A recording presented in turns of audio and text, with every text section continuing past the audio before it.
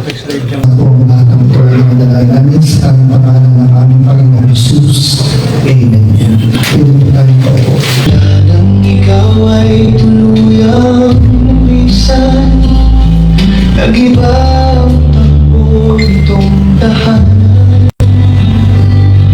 May mga tawanan na tila kulang dahil ang tinig mo'y wala nang naririnig. Ayaw ng Diyos na tayo ay mamatay. Subalit dahil po sa kasalanan, ang tao ay namamatay.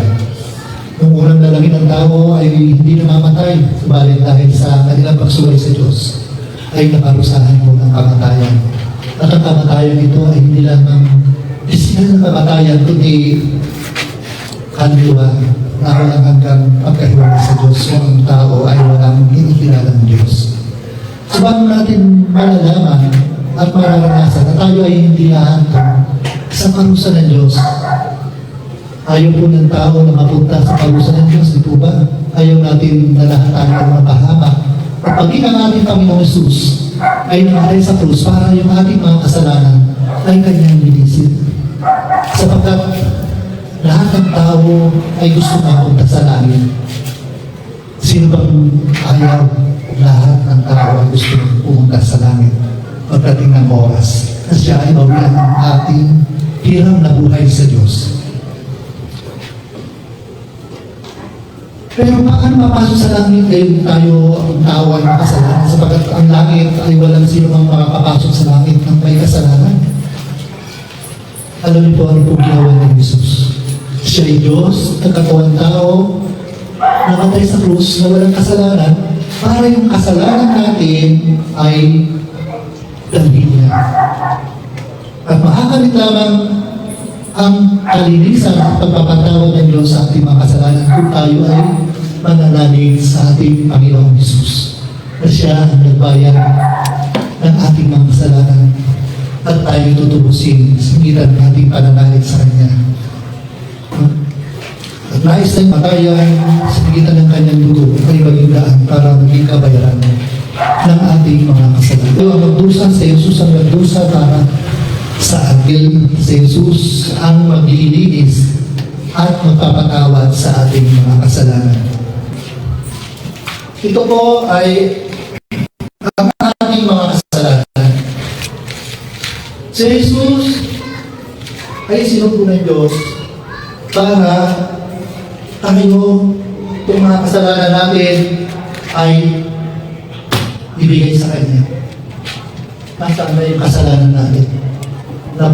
Ang langit po, pagka nakapula tayo, hindi na po tayo lalabas. Bakit? Sa langit po, wala nang gutom, wala nang uhaw, wala nang kamatayan, wala nang hirap, dalamhati, at lungkot. Po. Pero sa impyerno po, pagka sabi nga mayroong time in. Pagka napasok na sa impyerno ang isang tao, ay wala nang time out. Wala nang hindi na makakalabas. Bakit po? Kasi yun na ang judgment o hato ng Diyos sa tao hindi nanalig sa ating Panginoon Jesus. Ay, paano mananalig ang isang tao? Kung siya ay tatanggap sa ating Panginoon Jesus bilang ating Panginoon at Pagligtas. Nasabi nga po sa Bible, siya ay kumakatok sa pintuan ng ating mga puso. At sino magbubukas, tatanggap sa Kanya bilang Panginoon at Pagligtas at mananalig siya ng buong puso. Siya ay patatawarin ng Diyos at bibigyan ng buhay na walang hanggan. Sapagkat sabi ng ating Panginoong Jesus, ang daan, ang buhay, at katotohanan wala makakapunta sa Ama, kundi sa piling ni Jesus. At walang ibang pangalan sa silong ng langit para maligtas ang tao. Walang iba, kundi si Jesus Cristo lamang. At ang pangako ng Diyos sa sino ang taong tatanggap sa Kanya, pangako ng salita ng Diyos. Siya ay mayroong kapatawaran, siya ay may buhay na walang hanggan, at tutulungan tayo pagka tinanong natin siya. Tutulungan niya tayo na mamuhay na sumusunod sa Diyos sa tulitan ng Espiritu ng Diyos. Ngayon ang araw ng kaligtasan. Ngayon ang panahon kailangan natin kagapin si Jesus sa ating puso bilang ating Panginoon at tagapagligtas. At kung kasiguradong tinanggap mo na si Jesus sa iyong pangako ng Diyos, kapatawaran, kalinisan sa lahat ng ating karumihan, at pangako niya ang buhay na walang hanggan, mapapasa atin ayon sa pangako ng ating Panginoon Jesus. Tayo tumayo at manalangin. Jesus, ako ay makasalanan. Hinihingi ko po ang inyong pong kapatawaran. Tinatanggap ko po kita ngayon din ang aking Panginoon Jesus sa aking buhay at tagapagligtas ng aking buhay. Panginoon, salamat po. Tulungan mo po akong mabuhay na sumusunod sa iyong kalooban. Salamat po dahil ang aking pangalan ay nilista mo na sa aklat ng buhay doon sa kalangitan.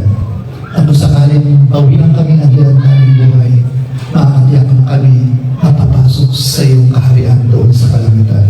Maraming salamat po sa pangalan ni Jesus. Amen. Pwede na po tayo makaupo.